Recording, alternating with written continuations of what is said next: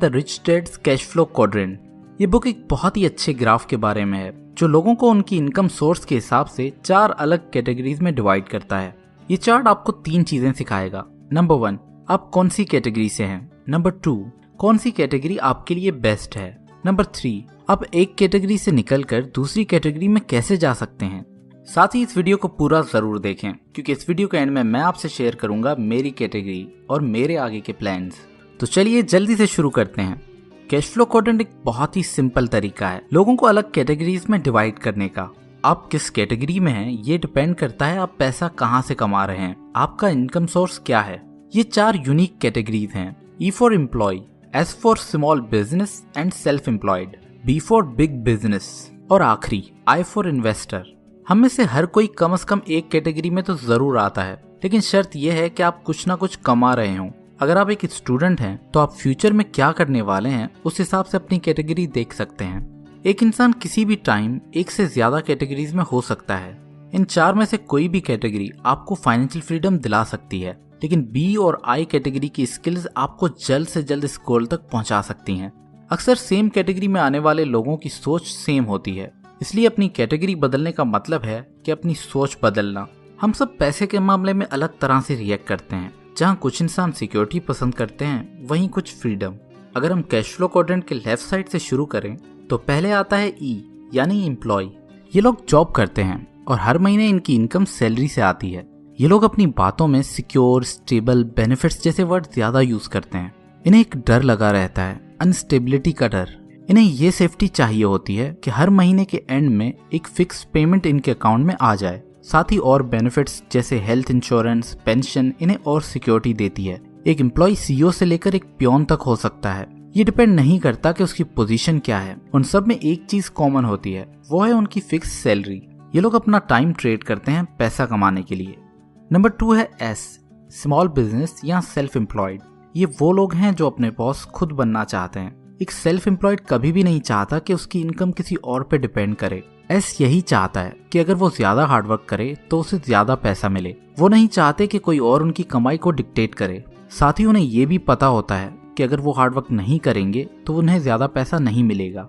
इस ग्रुप में आपको काफी एजुकेटेड डॉक्टर्स और लॉयर्स मिलेंगे जो अपनी क्लिनिक या अपना ऑफिस चलाते हैं।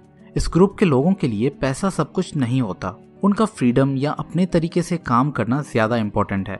इन्हें ये लगता है कि वो ही सब काम बेस्ट कर सकते हैं, इसलिए इन्हें दूसरे लोग हायर करने में और काम को डेलीगेट करने में मुश्किल होती है। ये लोग भी अपना टाइम ट्रेड करते हैं पैसे के लिए। B for big business. ये लोग ऑपोजिट हैं S के। एक सच्चा B अपना काम दूसरों से करवाना पसंद करता है। B वालों का एक ही मंत्र है, वो काम खुद क्यों करें जो कोई और उनके लिए ज्यादा अच्छा कर सकता है। हेनरी फोर्ड जैसे लोग इस कैटेगरी में आते हैं।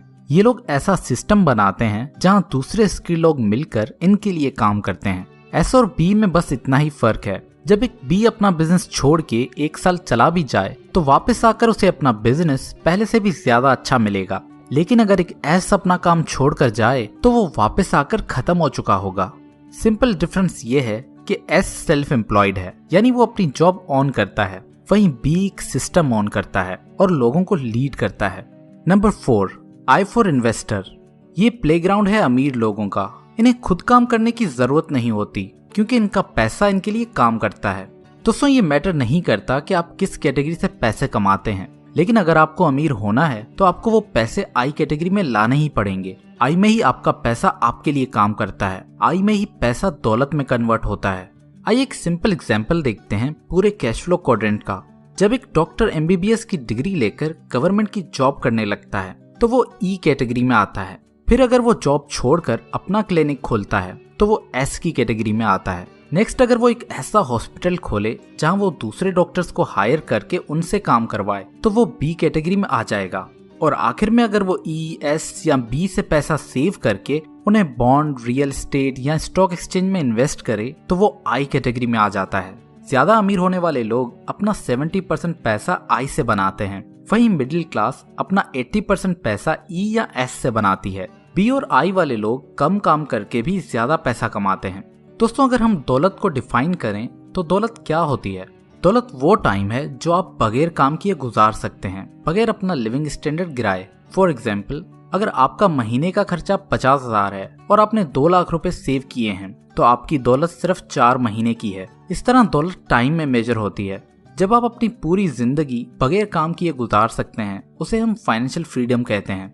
दोस्तों, ये मैटर नहीं करता कि हम कितना पैसा कमाते हैं, बल्कि हम कितना पैसा सेव करके उसे कंपाउंडिंग के लिए इन्वेस्ट करते हैं, ये ज्यादा मैटर करता है। आप जितना भी सेव कर सकते हैं वो आपको आई कैटेगरी में डालना चाहिए, क्योंकि यहीं ही आप अपने पैसे से काम करवा सकते हैं। दुनिया में ज्यादातर लोग ई या एस यानी लेफ्ट साइड से ही बिलोंग करते हैं, क्योंकि हमारे स्कूल और घर वाले हमें लेफ्ट साइड के लिए ही ट्रेन करते हैं। इसलिए ज्यादातर लोग डर और लैक ऑफ नॉलेज की वजह से कभी रिस्क ही नहीं लेते, फिर भले उन्हें रिटर्न में कुछ भी मिल रहा हो। रिस्क की बेसिस पे 4 अलग किस्म के लोग होते हैं। पहले रिस्क अवर्स, ये लोग रिस्क अवॉइड करते हैं, अपना पैसा बैंक या गोल्ड में ही रखते हैं। दूसरे, जो फाइनेंशियल एडवाइजर यूज करते हैं, जैसे म्यूचुअल फंड्स या इंश्योरेंस। तीसरे, गैम्बलर्स, जो इन्वेस्टिंग को बस चांस का गेम समझते हैं। और चौथे हैं इंटेलिजेंट इन्वेस्टर्स, जो इन्वेस्टिंग को नॉलेज और स्किल की गेम समझते हैं। आई क्वाड्रेंट पे आने के लिए आपके पास 2 रास्ते हैं। अगर आपको इन्वेस्टिंग के बारे में बिल्कुल भी नॉलेज नहीं है तो आपको एक अच्छा फंड मैनेजर ढूंढ के उसके म्यूचुअल फंड में इन्वेस्ट करना चाहिए। लेकिन अगर आपको इन्वेस्टिंग में इंटरेस्ट है तो आप वैल्यू इन्वेस्टिंग के बारे में पढ़ना और सीखना शुरू करें और साथ ही स्टॉक मार्केट में इन्वेस्ट करके उसे प्रैक्टिस करें। दोस्तों, अगर आप अभी ई या एस क्वाड्रेंट में हैं तो आपको क्या करना चाहिए? पहले तो बिना टाइम गवाए आप जितना हो सकता है उतना सेव करें और उसे आई क्वाड्रेंट में इन्वेस्ट करें। आगे का रास्ता आपकी पर्सनैलिटी पे डिपेंड करता है। अगर आपको सिक्योर फील करना पसंद है और आपको लगता है कि आप जॉब के लिए ही बने हो तो आपको वही जॉब करते रहना चाहिए और ज्यादा से ज्यादा सेव करके आई क्वाड्रेंट में इन्वेस्ट करना चाहिए। लेकिन अगर आपको फ्रीडम पसंद है और आप रिस्क को मैनेज करना जानते हैं तो फिर एक सिस्टम बनाने की ट्राई करें जहां आपका ई या एस वाला काम बी में कन्वर्ट हो जाए और उसे चलाने के लिए आपकी जरूरत ना हो। फिर अपने बिजनेस को ग्रो करने के अलावा जो भी सेविंग्स हो उसे आई में इन्वेस्ट करते जाएं। यानी आप ई या एस से मूव करके बी और आई में आ जाएं, जो आपको जल्द से जल्द अमीर बनाएगा।